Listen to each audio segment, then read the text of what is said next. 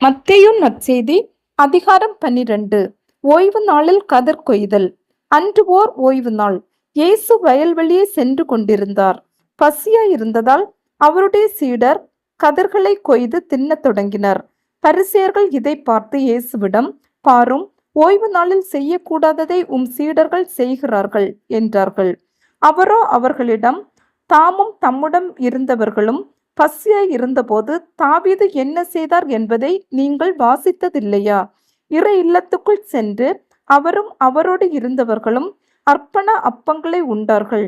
குருக்கள் மட்டுமே உண்ணக்கூடிய அப்பங்களை அவர்கள் உண்டது தவறல்லவா? மேலும் ஓய்வு நாட்களில் குருக்கள் கோவிலில் பணியாற்றுவது ஓய்வு நாளை மீறும் குற்றமாகாது என நீங்கள் திருச்சட்டத்தில் வாசித்ததில்லையா? ஆனால் கோவிலை விட பெரியவர் இங்கே இருக்கிறார் என நான் உங்களுக்கு சொல்கிறேன்.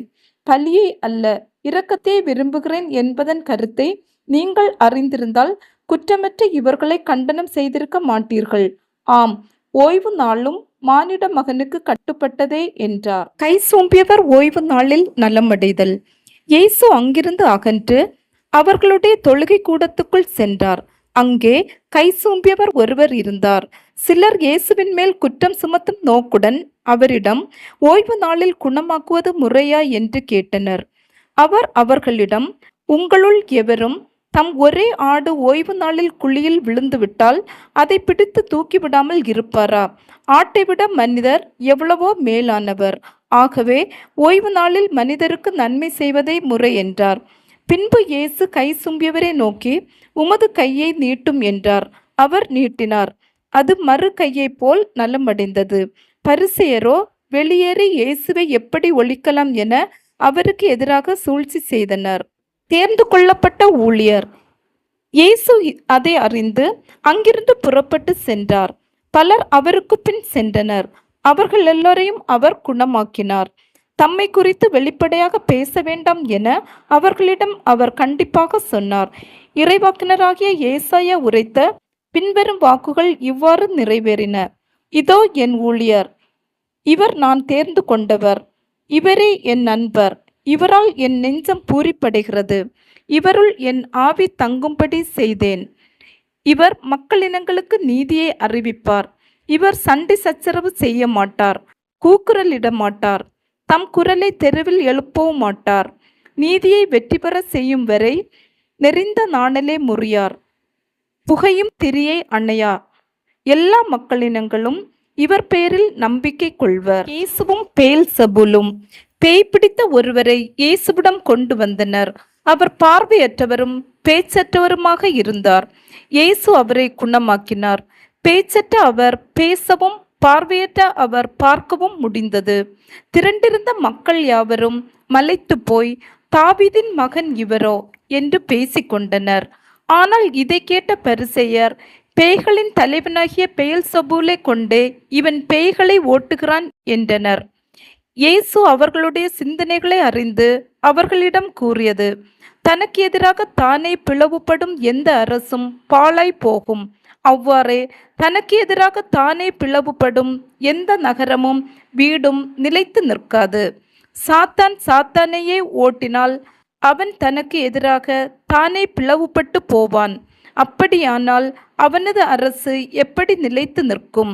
நான் பெயல்செபூலை கொண்டு பேய்களை ஓட்டுகிறேன் என்றால் உங்களை சேர்ந்தவர்கள் யாரை கொண்டு பேய்களை ஓட்டுகிறார்கள்? ஆகவே அவர்களை உங்கள் கூற்று தவறு என்பதற்கு சாட்சிகள். நான் கடவுளின் ஆவியை கொண்டே பேய்களை ஓட்டுகிறேன் என்றால் இறையாட்சி உங்களிடம் வந்துள்ளது அல்லவா?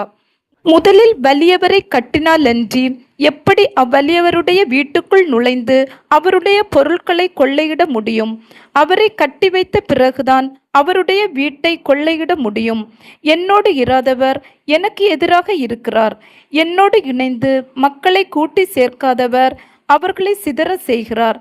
எனவே நான் உங்களுக்கு சொல்கிறேன், தூய ஆவிக்கு எதிரான பழிப்புரை மன்னிக்கப்படாது. மக்களுடைய மற்ற பாவங்கள் பழிப்புரைகள் அனைத்தும் மன்னிக்கப்படும். மானிட மகனுக்கு எதிராய் ஏதாவது ஒரு வார்த்தை சொல்லிவிட்ட எவரும் மன்னிக்கப்படுவர். ஆனால் தூய ஆவிக்கு எதிராக பேசுவோர் இம்மையிலும் மறுமையிலும் மன்னிப்பு பெற மாட்டார். மரமும் கனியும். மரம் நல்லது என்றால் அதன் கனியும் நல்லதாக இருக்கும். மரம் கெட்டது என்றால் அதன் கனியும் கெட்டதாக இருக்கும். மரத்தை அதன் கனியால் அறியலாம். விரியன் பாம்பு குட்டிகளே, தீயோர்களாகிய நீங்கள் எவ்வாறு நல்லவை பேச முடியும்? உள்ளத்தின் நிறைவே வாய் பேசும். நல்லவர் நல்ல கருவூலத்திலிருந்து நல்லவற்றையே வெளிக்கொணர்வர். தீயவரோ தீய கருவூலத்திலிருந்து தீயவற்றையே வெளிக்கொணர்வர். மனிதர் பேசும் ஒவ்வொரு வீண் வார்த்தைகளும் தீர்ப்பு நாளில் கணக்கு கொடுக்க வேண்டும் என உங்களுக்கு சொல்கிறேன். உங்கள் வார்த்தைகளை கொண்டே நீங்கள் குற்றமற்றவர்களாக கருதப்படுவீர்கள். உங்கள் வார்த்தைகளை கொண்டே குற்றவாளியாகவும் கருதப்படுவீர்கள். யோனாவின் அடையாளம்.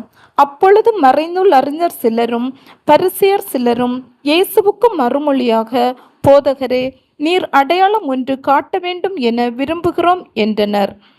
அதற்கு அவர் கூறியது, இந்த தீய விபச்சார தலைமுறையினர் அடையாளம் கேட்கின்றனர். இவர்களுக்கு இறைவாக்கினரான யோனாவின் அடையாளத்தை தவிர வேறு அடையாளம் எதுவும் கொடுக்கப்பட மாட்டாது. யோனா 3 பகலும் 3 இரவும் ஒரு பெரிய மீனின் வயிற்றில் இருந்தார். அவ்வாறே மானிட மகனும் 3 பகலும் 3 இரவும் நிலத்தின் உள்ளே இருப்பார். தீர்ப்பு நாளில் நினிவே மக்கள் இத்தலைமுறையினரோடு எழுந்து இவர்களை கண்டனம் செய்வார்கள். ஏனெனில் யோனா அறிவித்த செய்தியை கேட்டு அவர்கள் மனம் மாறினார்கள். ஆனால் இங்கிருப்பவர் யோனாவை விட பெரியவர் அல்லவா? தீர்ப்பு நாளில் தென்னாட்டு அரசி இத்தலைமுறையினரோடு எழுந்து இவர்களை கண்டனம் செய்வார்.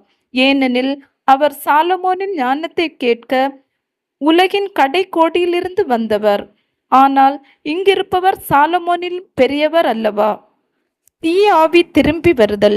ஒருவரை விட்டு வெளியேறுகின்ற தீய ஆவி வறண்ட இடங்களில் அலைந்து திரிந்து இளைப்பாற இடம் தேடும். இடம் கண்டுபிடிக்க முடியாமல் தான் விட்டு வந்து எனது வீட்டுக்கு திரும்பி போவேன் என சொல்லும். திரும்பி வந்து அவ்வீடு கூட்டி அழகுபடுத்தப்பட்டு யாருமின்றி இருப்பதை காணும். மீண்டும் சென்று தன்னை விட பொல்லாத வேறு 7 ஆவிகளை தன்னோடு அழைத்து வந்து அவருள் புகுந்து அங்கே குடியிருக்கும். அவருடைய பின்னைய நிலைமை முன்னைய நிலைமையை விட கேடுள்ளதாகும். இத்தலைமுறைக்கும் இவ்வாறே நிகழும். இயேசுவின் உண்மையான உறவினர். இவ்வாறு மக்கள் கூட்டத்தோடு இயேசு பேசிக்கொண்டிருந்த போது அவருடைய தாயும் சகோதரர்களும் வந்து அவரிடம் பேச வேண்டும் என்று வெளியே நின்று கொண்டிருந்தார்கள். ஒருவர் இயேசுவை நோக்கி, அதோ தாயும் சகோதரர்களும் உம்மோடு பேச வேண்டும் என்று வெளியே நின்று கொண்டிருக்கின்றார்கள் என்றார். அவர் இதை தம்மிடம் கூறியவரை பார்த்து, என் தாய் யார், என் சகோதரர்கள் யார் என்று கேட்டார். பின் தம் சீடர் பக்கம் கையை நீட்டி, என் தாயும் சகோதரர்களும் இவர்களே, விண்ணகத்திலுள்ள என் தந்தையின் திருவுள்ளத்தை நிறைவேற்றுபவரே, என் சகோதரரும் சகோதரியும் தாயும் ஆவார் என்றார்.